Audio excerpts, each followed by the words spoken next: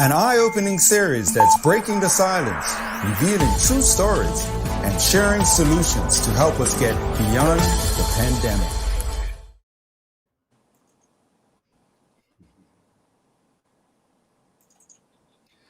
Well, greetings, everyone. My name is Eugene Dean. Welcome to Beyond the Pandemic. Today we have a community conversation. We're speaking with Clare Panchaud, who is speaking on behalf of Us For Them Bermuda. Greetings, Clare. How are you? Greetings, Eugene. I am great. How are you? Yeah, I'm doing well. It's great to have you on the show. And so, Clare, I know we spoke before. Our previous conversation was in reference to mask mandates, and it looks like we're still having conversations about masks in schools and in daycares and things of that nature. So yeah, just tell, for those people who don't know about Us For Them Bermuda, just tell them a bit about the organization and why it was formed. Okay, so I'm not an official Us For Them spokesperson, just so we're clear, but I am a member of Us For Them, and I was there on joined in a meeting between Us For Them and the Ministry of Health yesterday. So I'm just sharing my story of what was said really in the meeting. But Us For Them is a group of concerned parents who are really, really concerned, worried, and just want the best for their children. And they don't see that children wearing masks all day long is best for their physical and mental health. So they're really trying to talk with the government, go straight to them and say, hey, what can we do for our kids? They are very concerned. And unfortunately, we're just seeing that there's really no answer or end in sight with these mask mandates at this point. Very, very interesting. So tell us a bit about this meeting. So we understand that in this meeting, there was the Ministry of Health, or the Minister of Health was in it. Was the CMO present in the meeting? The CMO was present, didn't say anything, but was present.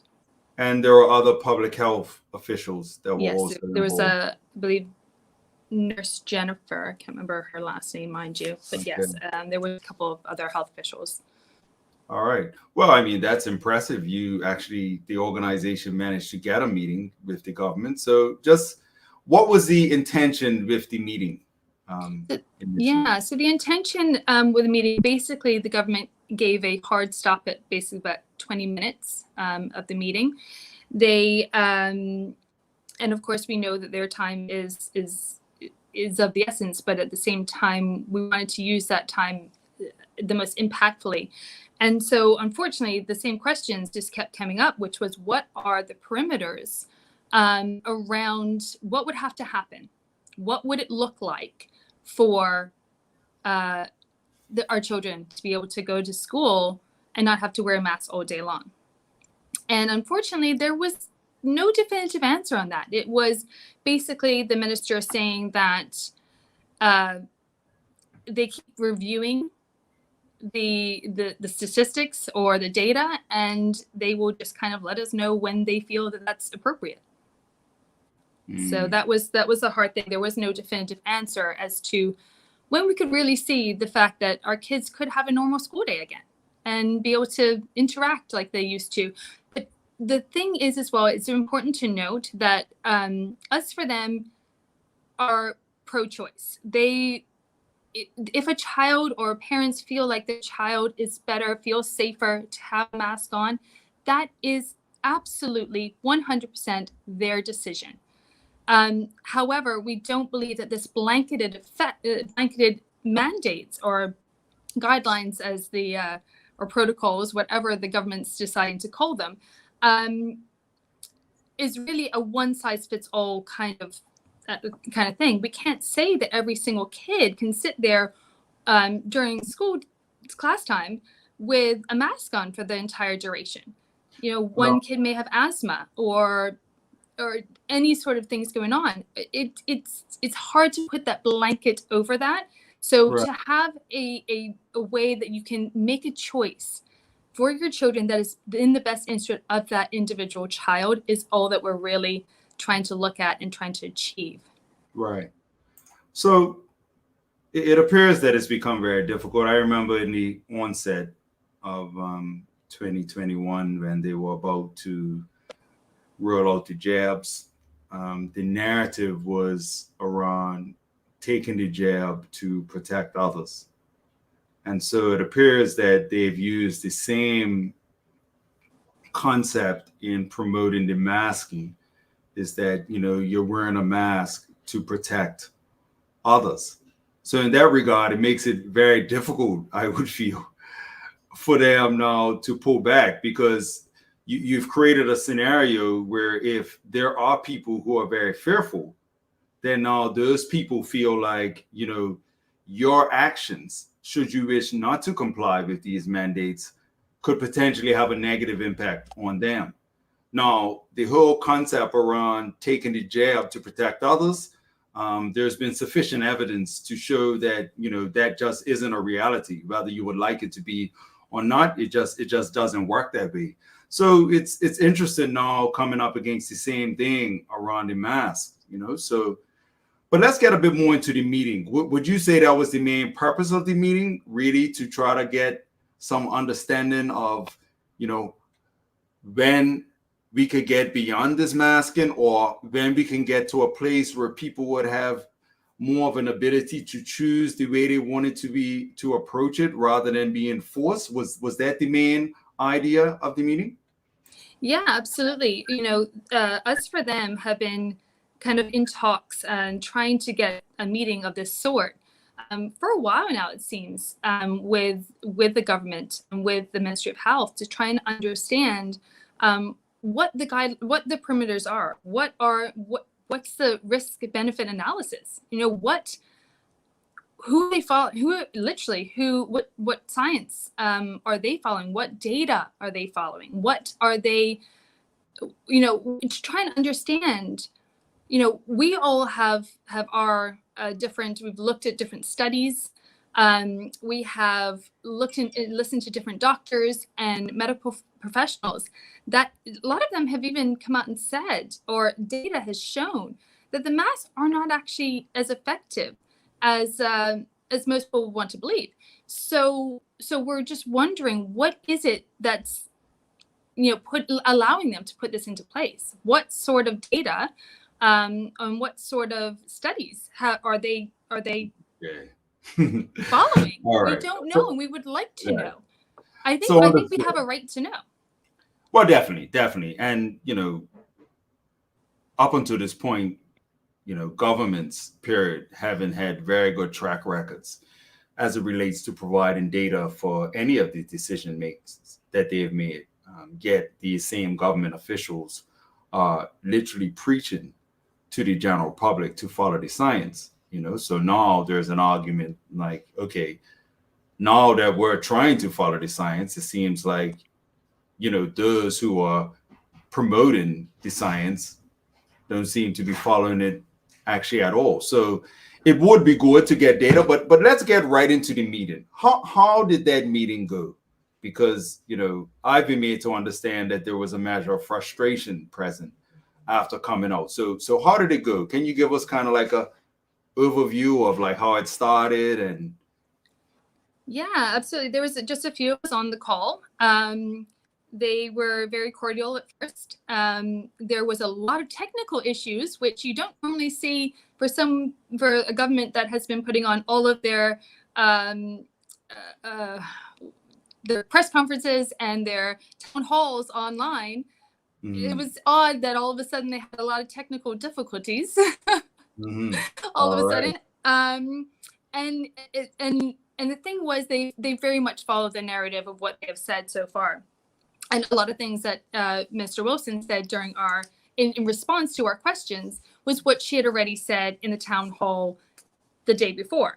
So there wasn't any new information coming from the Ministry of from Health. the minister. Okay, but I'm trying to get a sense of how the meeting went. So did they open the meeting? Did a representative from Us For Them Bermuda open the meeting? Were there direct questions asked? How did it go? Yeah, so the direct questions that were asked, there was mostly one representative from Us For Them that was able to get her questions in. And basically, it was repeating the same question over and over again to try and get the actual answer. And of course, we had the usual verbiage back from the minister. So it was literally just a back and forth of really asking more so often than not the exact same question. What is it going to take? And putting the point across that, hey, you know what, we want the children to be able to have, number one, parents have a choice, but also two, be able to sit at their desks and not have a mask on while they're doing independent work. Their desks are physically spaced. So what is the difference in that and people gathering at a restaurant, let's say? So it was kind of like we were saying in these scenarios and saying, how is it that our children are still being put in these restrictions when we don't see that there's data or there's evidence to back it up? And unfortunately, again, it was the same narrative back from the ministry that there was no definitive answers. So by the end of it, the 20 minutes came, and it was very abruptly cut short. They basically said, we're 1 minute over. We need to end this meeting, and that was that. There's no resolution. There was no answers, really, unfortunately. So are you suggesting that the group is now no better off after having a meeting, or would you say that there was at least one or two things that were learned, or the group is now aware of something that they weren't aware of before? Like what was the benefit of the meeting at the end of the day? It was what one of our people said. It was basically fruitless. You know, you think that you're going into something where you can get some answers, some clarity, and unfortunately that didn't happen. It was very, we had a lot of notes going into this of what we would like to ask. It was very much, I guess, maybe a waste of time. I don't know. But there was no resolution. They basically ended it by saying, well, just email us what you want to email us and we'll get back to you, sort of thing. There was no way to, let's set up another meeting. Let's talk again on this. Nothing of that sort. So what is the point of sending an email with questions if you just had a call designed to answer questions? So were they saying in the meeting that they didn't have the information required to answer? I'm trying to understand how they get out of answers, how they were able to get out of answering direct questions. So that's what I'm trying to ask. Okay, so we asked what the perimeters were, and what would it take for their children to be able to go into school without masks, or be able to sit at their desks without having masks on. And of course, Mr. Wilson came back with the same Swiss cheese model that she mentioned on whatever day it was that they had the town hall, and talked about the fact that our children are, there was outbreaks within the schools. She mentioned again that there were 62 outbreaks within the schools. Now, she did not mention if those outbreaks were mostly children, students, or faculty. We don't know what that looks like. She did mention the only thing, I think, new information might have been the fact that she said something along the lines that there was an uptick in this last variant, or this last couple months, of children going to emergency or getting treated in emergency.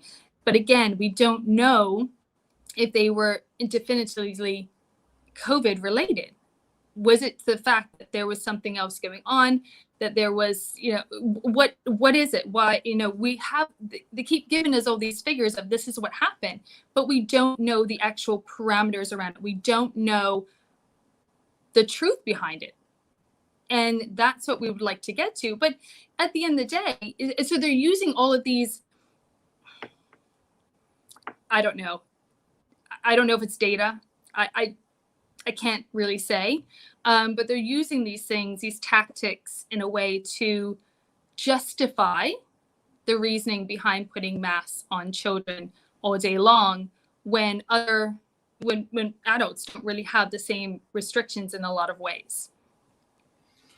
So I'll say this.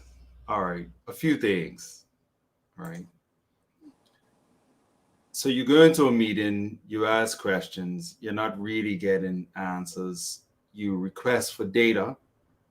Data is not provided. And then I've been made to understand that neither the Ministry of Education or the Ministry of Health admit to making the rules for the school children. So who is making the rules? Was anything shared in there that gives you any idea of where these rules are coming from? No, this is something that I've noticed, is that you hardly ever these days see the Ministry of Education, the Ministry of Health on the same calls, very rarely. And one always says the other one's making the rules. The Minister of Education is constantly saying he's following the guidelines from the Ministry of Health. And the Ministry of Health says, whenever they're asked questions about school children, I can't answer that. That's not in my remit. That is the Minister of Health. So I'm the Minister of Education. So they're ping-ponging back and forth. And neither one of them are giving definitive answers as to where these guidelines actually came from, where the data is to support them, and why are we following them if you can't give us those answers? So we have a comment here from Stephen Graham. He says, no government has ever defined a criteria for a pandemic, and that's why these measures will never end.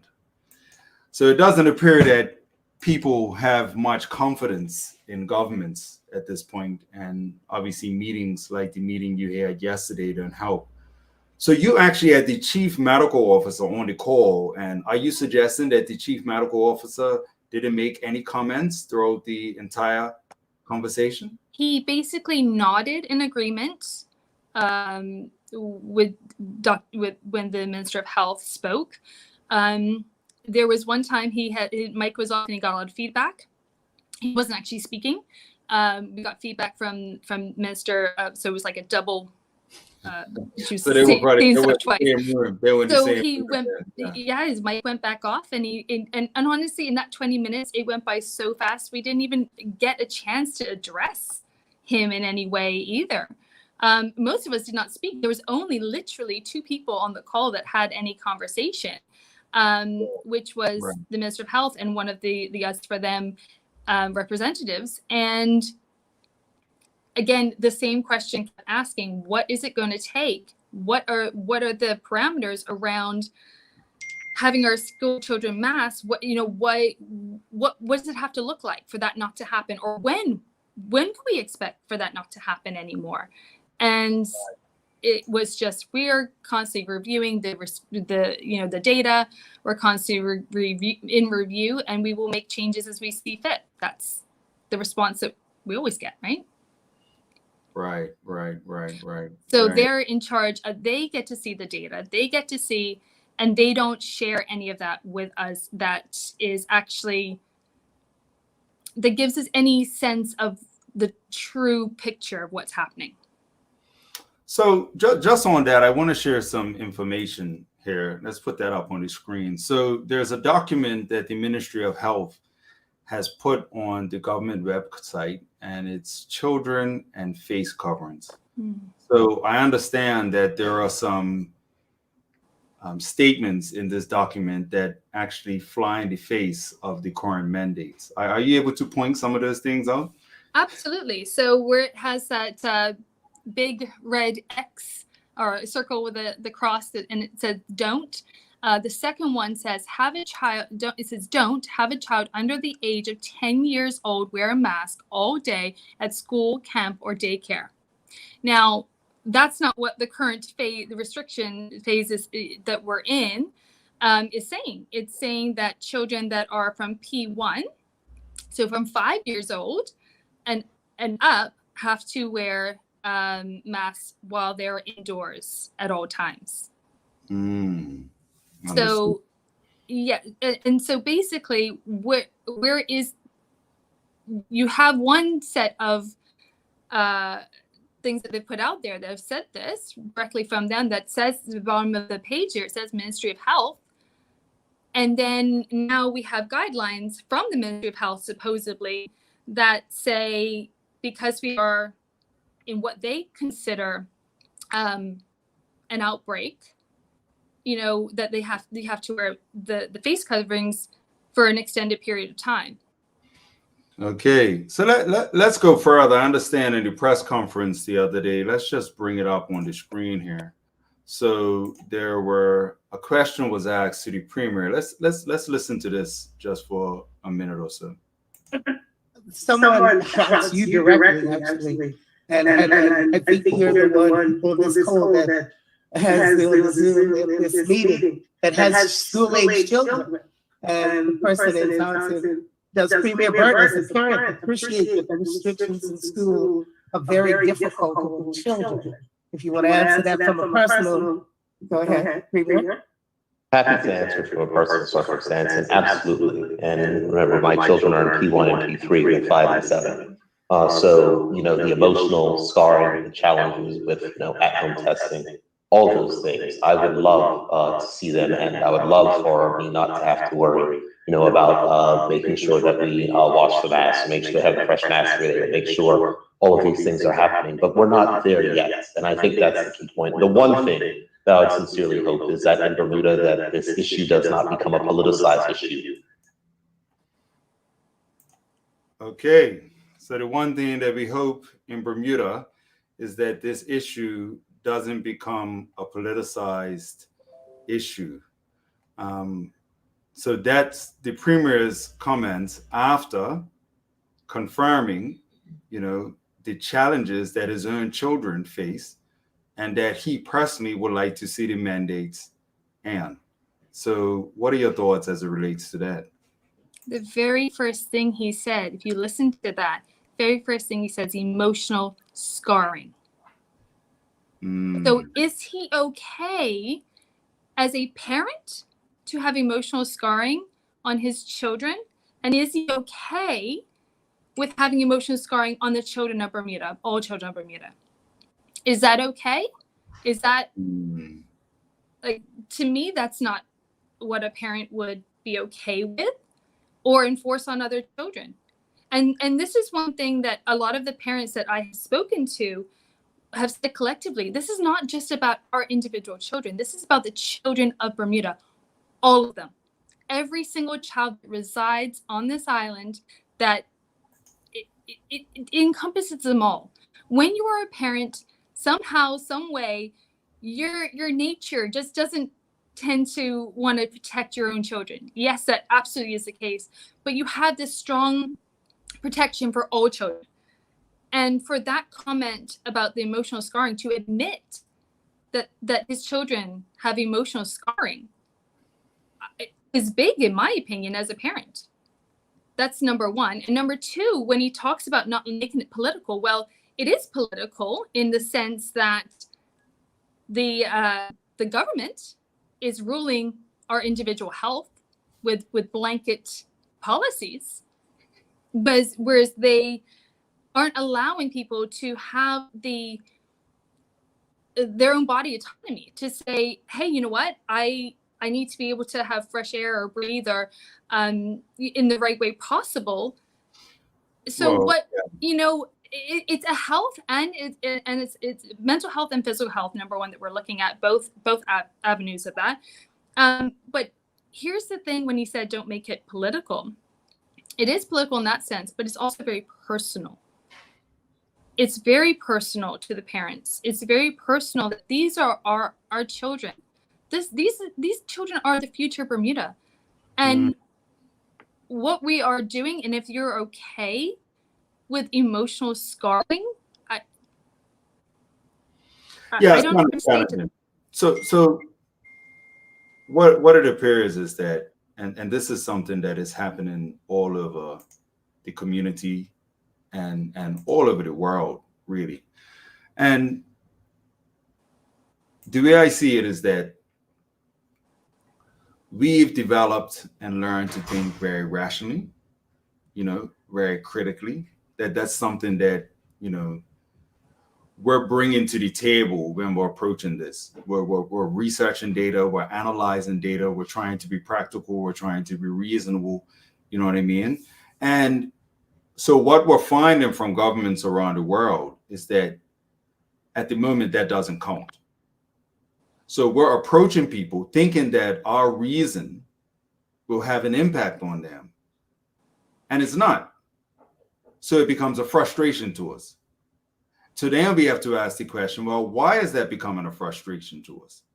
Well, one, because we expect that our leaders actually care about us and our interests. Now, I'm not suggesting that our leaders in the Bermuda actually have no care for our people. But when you bring sound reasoning and rationale to the table, and not only is it ignored, it's just dismissed and discouraged, then it starts to give reason for figuring that there is some other agenda at play. There must be some other agenda. Because if all of a sudden we're not being reasonable, rational, we're not being honest anymore, right? We're telling blatant lies, right? We're not even apologizing for the lies. We just put more lies on top of the lies that we're already telling. You know what I mean? Right? We're not following the science that we're asking people to follow. So what are we following there? And why are we doing what we're doing? That becomes like a major question. What is it that's really going on?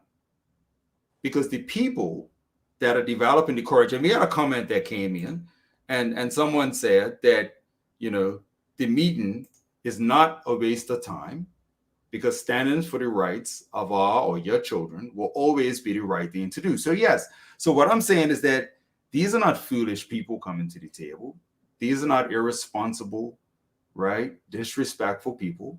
These are very, right, well-educated, right, people with the hearts in the right place that are genuinely coming to the government to make a plea on behalf of the broader community and the children. And if that's being ignored, if that's being dismissed without the government putting any plausible data or rationale on the table, then what is it? And I think that it's important for us to recognize that while we may wish for the governments around the world to adjust, right, we have no control over that, right? And it doesn't appear to make any sense to even have that hope anymore. We have to recognize that the shift needs to come from us. So what are we going to do differently? Are we going to have more meetings like that? And if we have meetings, right, how are we going to structure them? Or are we going to do something completely different? But this is really thinking has to come on, and that will be my contribution in hearing your analysis of the meeting. I'm very sorry it went that way. However, these appear to be realities that we are going to have to come to terms with. And what I would love to see, Eugene, is I would love to see, there are so many passionate people here that are on the island. There's so many people that are concerned. We can see it in the frustration on the comments on social media. We can see it within the divide within people, and that's not healthy for the country. We've seen it every facet of our lives, and what we really need to come down to is a place of connection. We need to come together. We need to understand that us as a collective, the people of Bermuda, us as a collective, can't be ignored when we are all together, when we literally are coming together and can be one unit against these restrictions, against these mandates, against these policies that the government's putting in place, because we are the ones that are being impacted by it. Right. And until we do that, until we have people that are willing to come together, to gather, to make an impact, to collaborate and say, hey, you know what? I'm done. You're done. We're all done. Let's talk about this. Let's get together. Let's see what we can do to make a bigger rise. Unfortunately, these small groups and these small protests or these small, kind of get a bad rap in the media, right? Because even though people are trying to make a difference, it always gets twisted in the media as if to say, oh, well, not enough people care. Basically, that's how they want to put it. And that's not the case at all. I think there's a lot of people in Bermuda that really do care and really do want to make a difference. But unfortunately, we need to come together as a huge collective to make a big difference. And I really think that, we can do it. We can absolutely do it. We just need to put our minds and our bodies and just into one collective movement and say, hey, you know what, these are the people that you're really affecting. And they're 64,000 people or however many we've got on island right now, because I don't know that, I think that number is decreasing as people leave the island because they're just fed up. And that's what's happening. People are getting fed up and they're leaving rather than staying and fighting. And I get it, but it's tough. It's tough. So I will say there is a kind of a collective that is getting together on the cabinet grounds for the foreseeable future, as the government likes to say, because if they're going to put these mandates and restrictions on our children for the foreseeable future, then we're going to meet up for the foreseeable future on the cabinet grounds every Saturday from 2 till 5. And it's a place where we can come, we can speak, we can have conversations, we can leave messages for the government, we can kind of collaborate and understand each other's stories and find out what's actually going on. We're all so closed off with social media these days that you make a comment here or there. But to actually have that interaction with people and speak to people one-on-one, hear their stories, hear what's going on, and understand the full impact of what these mandates are doing. Right. But that's very positive news. And thank you very much, Clare, for taking the time to come on the show and to share your experience with your colleagues in the meeting yesterday. Again, apologies that you had to go through that frustration, but, everything happens for a reason, and it's very important that we learn from these experiences. It's also good to know that there are other things going on that other people are developing, and now you're talking about something going on for the foreseeable future on Saturdays at the Cabinet Lawn. So that's great. It's always positive to see things going on. However, I will share this. What I've learned over the past few years is that most actions tend to be spontaneous, and we can all, take responsibility for the role that we play in that. When you mentioned that there are 60,000+ people in the island, reaching all those people is an exercise. We're very diverse and that's at the crux of the complaint with government mandates, because you're imposing blanket, right, policies over an extremely diverse community. And this is happening all over the world. So if we think from the perspective or from their perspective, it's going to take time to reach people, because you're going to have to use different methods to reach different people. Mm-hmm. So while we may feel compelled to act quickly, all of us can use our experiences over the past couple of years, right, to identify with the fact that if we're going to do anything comprehensive, if we're going to do anything impactful, then it's going to take time. And although we would like the situation to change right away, the reality now is that we're 2 years in, and who expected we would still be in this today? But we are. So let's take our time. Let's plan, let's do our best to be comprehensive, so that when these efforts come forth, the efforts are a true reflection of the sentiment that's in the community. So that will be my advice to everyone. But, first and foremost, I want to thank you. I want to thank everyone in Us For Them Bermuda. I want to thank all the groups in the island that are forming, all the people who are talking, everyone who has planned something or is in the process of planning something. It's great to see people taking the opportunity to step forward. And at the end of this, I personally am really confident that we're going to find ourselves in a better place in Bermuda, and humanity has the opportunity to find themselves in a better place globally. But it's something that we have to do. It won't happen on its own. We're not able to do it on the couch with a remote control in our hands. You know what I mean? We're going to have to get out and act. So give thanks for acting, Claire. And again, thank you for all your colleagues. And anyone who wants to learn more about Us For Them Bermuda, they do have a page on Facebook. So you can just look for Us For Them Bermuda on Facebook. And so give thanks, everyone, for viewing today. Thanks again, Claire, and have a blessed day. For more information, please visit our website, beyondthepandemic.tv, or email us at info@beyondthepandemic.tv.